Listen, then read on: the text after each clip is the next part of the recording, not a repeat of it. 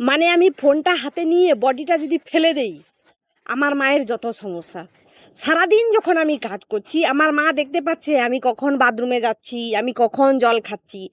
যেই আমি ফোনটা হাতে নিয়ে একটু ঘাঁটাঘুঁটি শুরু করে দিলাম, অমনি এসে বলবে, সারাদিন উল্টে পড়ে থাকিস, জল খাসনি, জলের বোতলটা দেখ যেমন ভরে দিয়েছিলাম ঠিক তেমনটা পড়ে আছে, তোকে তো কোথায় পেচ্ছাপ করতে যেতে দেখিনি। মানে আমার শরীর, আমি কখন পেচ্ছাপ করতে যাব, কখন আমি জল খাবো, উনাকে দেখিয়ে দেখিয়ে খেতে হবে। এত বুড়া হয়ে গেছি, দুদিন পরে আমার শ্রাদ্ধ হবে, এখনো পর্যন্ত আমাকে বলে যেতে হয় যে আমি পটি করতে যাচ্ছি। আমি যদি না বলি, আমাকে বলবে, কি রে, আজকে তো তুই পটি করতে যাসনি? কি করে হবে? সারাদিন জল খাসনি তো কি করে পটি হবে?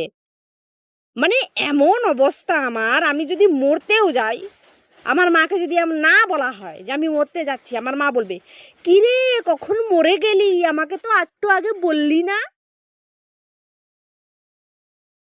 এই হচ্ছে আমার মা।